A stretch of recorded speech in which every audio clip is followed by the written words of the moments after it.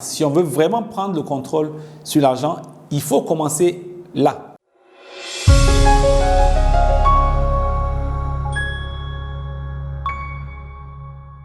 Nous sommes particulièrement heureux en ce jour à Daken Business Coaching car nous procédons au lancement de notre chaîne Sérénité Financière 365.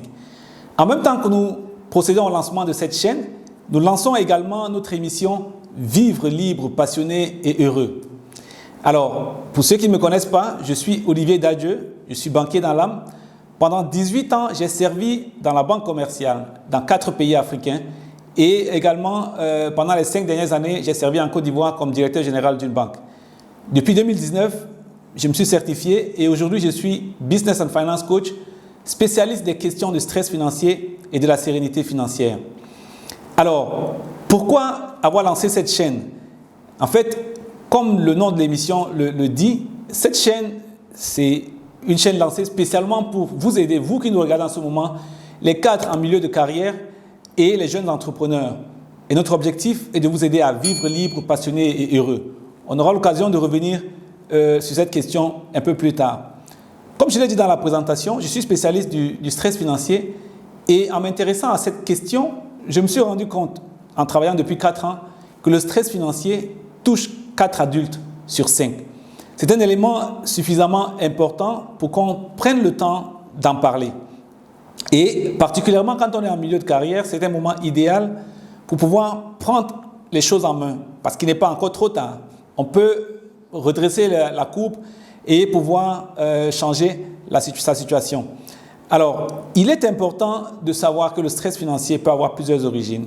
Il peut provenir du fait que nous ayons beaucoup de dettes qui ne sont pas suffisamment bien gérées. Il peut aussi être lié aux inquiétudes que nous avons par rapport à la retraite. Parfois, on est très loin de la retraite, mais on commence déjà à s'inquiéter par rapport à la retraite. Le stress financier peut naître aussi de notre train de vie, qui malheureusement, dans la plupart des cas, fonctionne en fonction du miroir social que nous avons. Nous nous préoccupons suffisamment de ce que pensent les autres et nous sommes appelés à dépenser de manière excessive. Et dans la vie de tous les jours, que ce soit en entreprise ou en famille, il y a beaucoup de conflits qui naissent du fait que nos relations à l'argent ne sont pas saines. Donc, il est vraiment important que nous puissions prendre le temps de parcourir ces différents éléments qui sont à la base du stress financier, que ce stress financier-là soit réel, parce qu'on a, en tant que chef de famille, des factures à régler pour la famille, mais également parce que nous avons peut-être nourri une perception sur des risques futurs tels que la retraite, tels que le fait de pouvoir perdre notre emploi. Et parfois, il arrive que nous perdions suffisamment d'énergie d'aujourd'hui pour pouvoir nous préoccuper sur les questions de demain.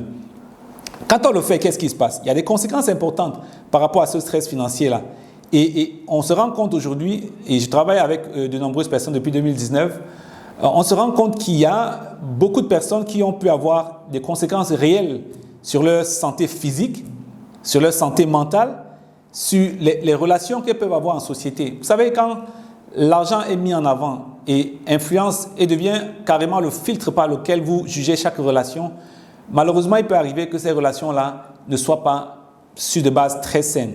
Et c'est la même chose au niveau du travail. Si notre seul élément de jugement porte sur l'argent, si nous avons un mauvais rapport à l'argent, on va pouvoir interpréter d'une certaine façon, d'une façon biaisée, nos relations professionnelles.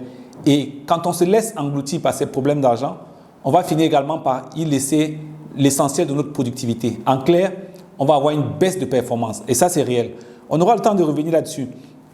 Maintenant, ça, c'est le cas où on est suffisamment touché, suffisamment frappé par le stress financier.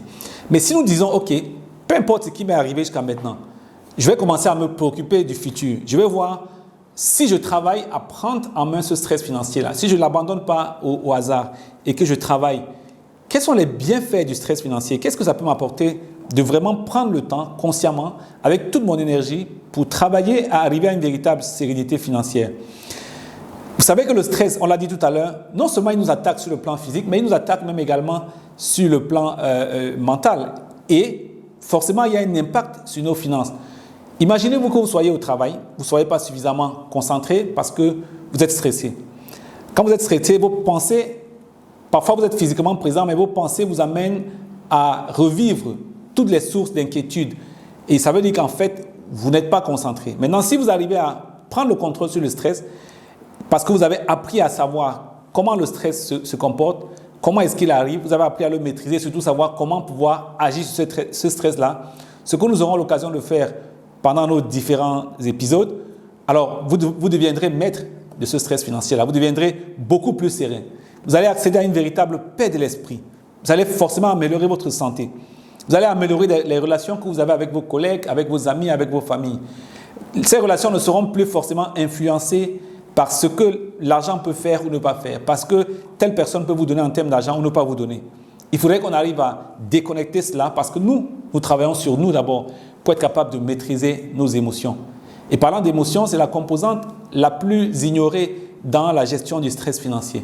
Ce sera l'occasion pour nous, au cours des différents épisodes que nous aurons, de revenir à la fois sur la question du stress financier, mais également sur la question de la sérénité financière, si l'on apprend à dominer nos émotions en matière d'argent. Et forcément, ça va nous libérer, ça nous permettra d'accéder à une meilleure liberté pour qu'enfin on ouvre la voie royale à explorer nos passions.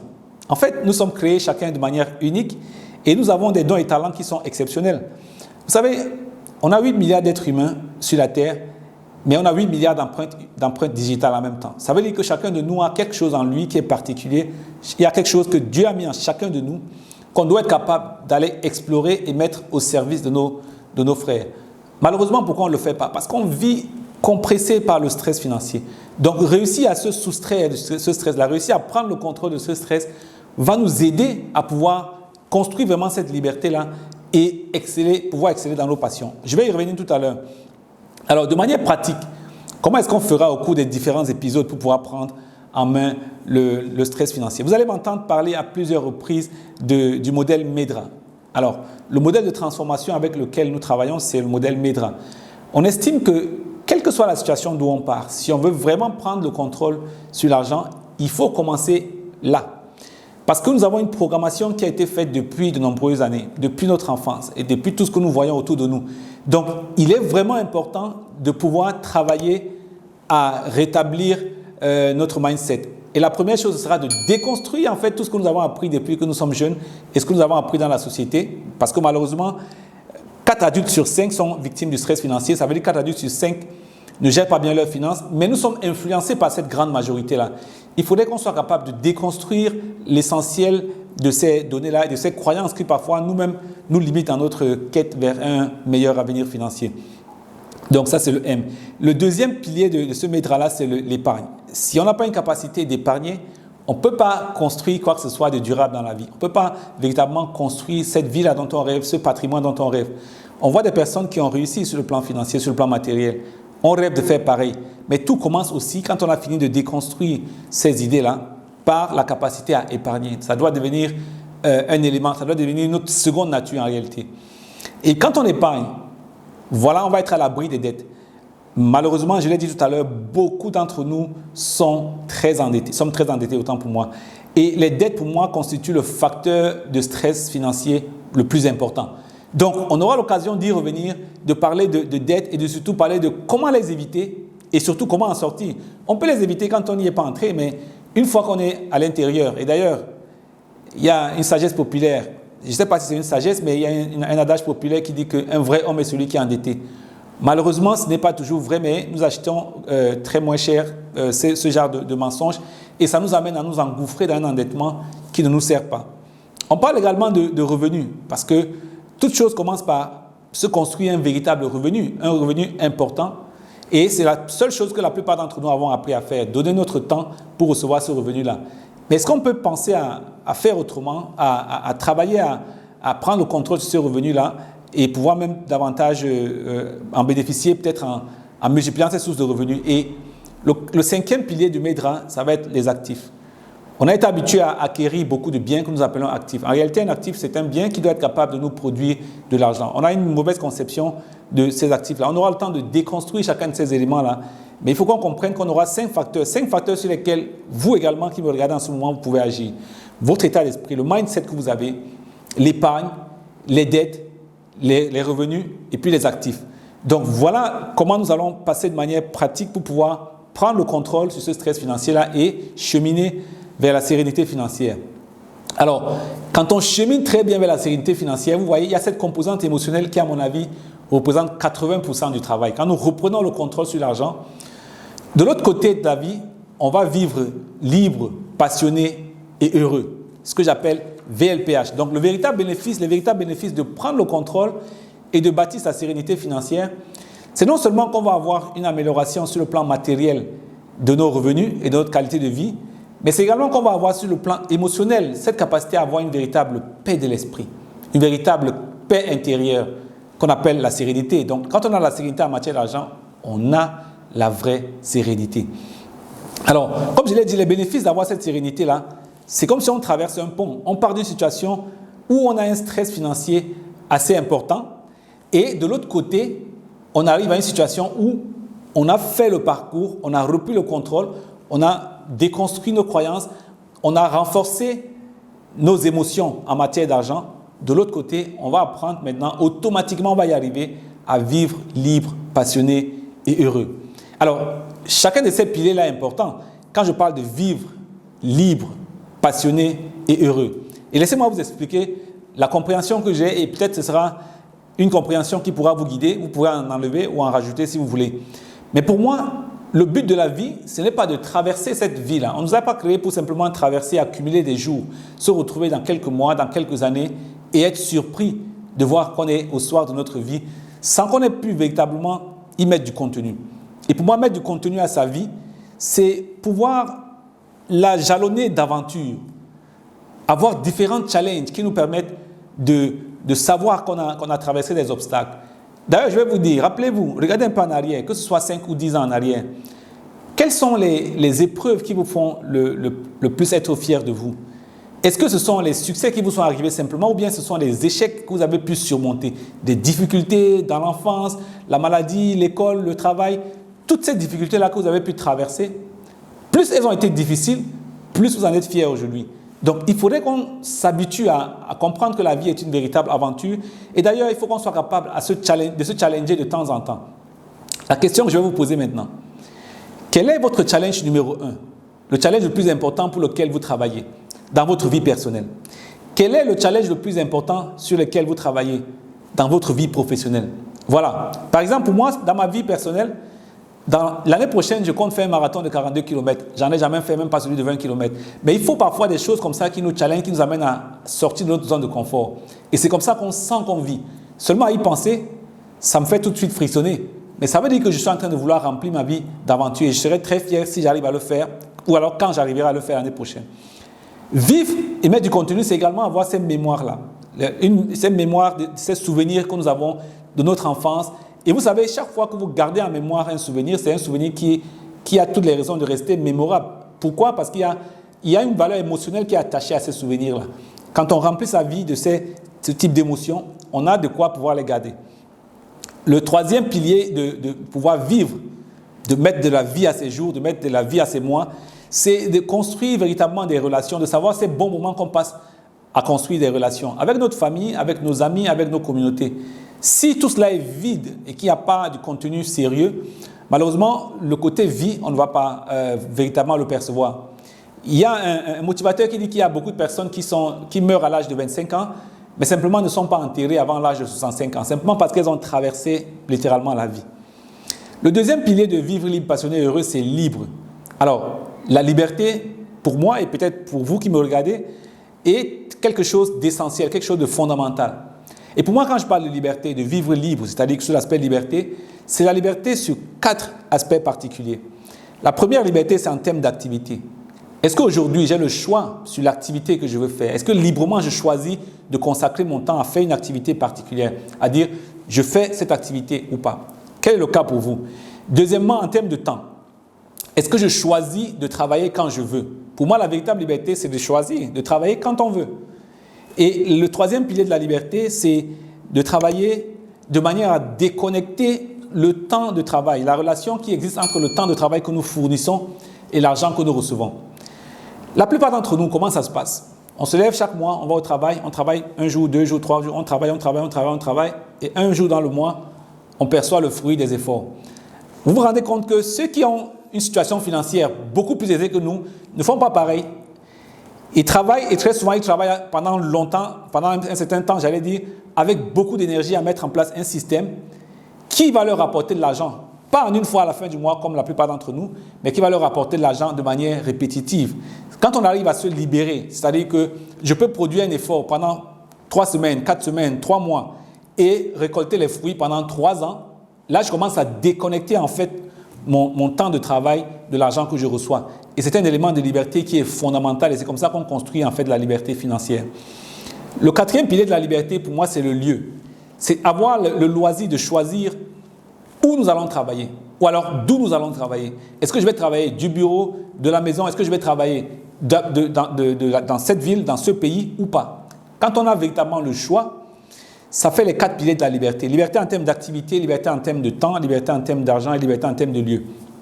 Alors le 3e pilier de vivre libre, passionné, heureux, c'est effectivement cette passion-là. Et je ne parle pas de passion de s'asseoir à la télé le dimanche soir et regarder la Champions League et dire je suis un passionné de football. Non, ce n'est pas de ce genre de passion qu'il s'agit. Il s'agit d'une passion active, quelque chose que vous pratiquez. Ce n'est pas une passion passive, une passion où vous asseyez comme spectateur pour regarder. Quelle est la passion que vous allez exercer ou bien que vous exercez déjà de manière active? Ça doit être quelque chose normalement que vous aimez faire. Ça doit être quelque chose, donc vous n'êtes pas spectateur, vous êtes sur le terrain de jeu, vous le faites, mais ça doit également être une activité pour laquelle vous êtes doué. Ça veut dire que vous avez le potentiel d'aller au sommet dans cette activité-là, d'être parmi les 10% des plus performants dans cette activité-là, de viser l'excellence. Ce n'est pas de viser l'excellence en allant gagner les Jeux Olympiques, ça peut être simplement dans votre communauté, dans une zone géographique, mais vous vous dites, cette compétence-ci, dans mon environnement, je dois être capable de la développer parce que c'est ma véritable passion. J'aime faire cela et je suis doué pour le faire. Ce n'est pas une passion passive tout à l'heure, comme je l'ai dit. Le 3e élément que je dois signaler, c'est que malheureusement, on a beaucoup de passionnés qui vivent leur passion, ils sont très épanouis parce qu'ils donnent de leur temps à travailler sur une cause qu'ils aiment. Mais au bout de quelques années, quelques mois ou quelques années, malheureusement, ils se fatiguent. Pourquoi? Parce qu'on n'a pas pris la peine de construire un véritable business autour de nos passions. Et je dis aujourd'hui, il faut qu'on arrête. Nos passionnés doivent être capables de dire « j'ai la volonté, mais j'ai aussi la capacité de construire un business autour de ma passion. Si je veux avoir cette passion-là, si je veux la mettre au service de beaucoup plus de personnes le plus longtemps possible, il faut que j'arrive à construire un véritable business autour de cette passion-là. » Le 4e pilier de vivre libre, passionné et heureux, c'est effectivement d'être heureux. Être heureux, c'est quoi? Pourquoi nous sommes sur cette terre? Est-ce que nous arrivons à déterminer quelle est notre véritable priorité? Pour moi, être heureux, c'est d'abord faire des activités ou organiser ma vie dans le sens d'avoir un meilleur épanouissement. Donc, tout ce que je fais, je dois me poser une question. Est-ce que ça me permet d'être plus épanoui? Est-ce que mon épanouissement est vraiment pris en compte? Ça, c'est le premier élément qui me permet de savoir si je vais être heureux. Le deuxième, c'est est-ce que ce à quoi je consacre mon temps et mon énergie, ça contribue à m'amener vers un objectif qui vaille vraiment la peine? Est-ce que ma vie, là, je vais l'échanger contre des choses qui sont minimes? Ça veut dire quoi? Chaque jour qui passe, les années qui passent, dans 5 ans, dans 10 ans, on aura pris de l'âge, n'est-ce pas? On aura donné une partie de notre vie. Mais en contrepartie de quoi? Est-ce qu'il y a un objectif vraiment important qui vaille la peine de recevoir ma vie en échange? Il faut que je sois capable de travailler vers un objectif qui est grand, un objectif qui parfois même va au-delà de moi et me permettra d'aborder justement le 3e point. Je suis heureux si je suis au service des autres. Ma passion, mes dons et mes talents, je les prends, j'essaie de développer pour exceller et j'excelle parce que je suis au service des autres. C'est ce qui va me remplir encore de davantage de bonheur. Et le 4e pilier d'être heureux, qui me permet d'être heureux, c'est de savoir que chaque jour je progresse. Je ne suis en concurrence avec personne. On a dit qu'on est 8 milliards d'êtres humains, on a 8 milliards d'empreintes digitales. Donc, je suis en concurrence qu'avec moi-même. Je dois être capable de me comparer à ce qui j'étais hier. Si hier j'étais à 8 sur 10, aujourd'hui je suis à 9 sur 10, ça veut dire que par rapport à moi-même, j'ai progressé. Maintenant, s'il y a d'autres personnes qui étaient à 10 sur 10, ce n'est pas mon problème. Donc, pour être heureux, je dois être capable de dire, est-ce que ce que je fais chaque jour contribue à un meilleur épanouissement? Est-ce que tout cela m'amène vers un objectif qui vaille la peine? Dans 5 ans, dans 10 ans, est-ce que je me mets vraiment au service des autres? Est-ce que je travaille chaque jour à progresser? Voilà le modèle vivre libre, passionné et heureux. Et j'ai insisté sur ce point, pourquoi? Parce qu'en fait, voilà l'ossature de notre émission. Nous avons choisi de lancer cette émission pour vous aider à vivre libre, passionné et heureux. Ça veut dire que chaque semaine, et particulièrement chaque lundi, nous aurons à produire un épisode qui sera consacré à comment vous aider à prendre le contrôle sur l'argent, de manière à vivre libre, passionné et heureux.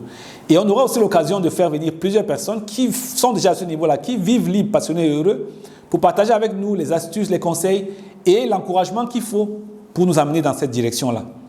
Donc, pour terminer, nous allons revoir un peu rapidement. Nous avons parlé de stress financier pendant cet épisode numéro 1, qui pour nous donne une joie particulière parce que parfois on pense à lancer une émission comme celle-là, mais on programme tellement qu'on retarde en attendant d'être parfait. Nous n'avons pas besoin d'être parfait, on va juste être nous-mêmes et sur le chemin, on va interagir pour pouvoir améliorer les choses. Donc, nous avons parlé de stress financier qui est un véritable danger qui affecte 4 adultes sur 5. Nous avons vu qu'il est important de travailler à prendre le contrôle de ce stress financier-là parce que quand on arrive à le faire, on va vers la sérénité financière qui, elle, a des bénéfices clairs sur notre santé physique et sur notre santé mentale. On a vu également que quand on arrive à une véritable sérénité financière, on est capable d'être beaucoup plus épanoui. Et il faut qu'on sache, chacun de nous, vous qui me regardez en ce moment-là, votre épanouissement est votre responsabilité numéro 1 et votre responsabilité à 100%. Il ne dépendra que de vous et elle dépendra de votre capacité à vous engager à travailler dans cette direction-là. On va parler du modèle MEDRA, qui est le modèle à 5 facteurs, les 5 facteurs qu'il faut prendre en compte pour pouvoir effectivement travailler vers la sérénité financière.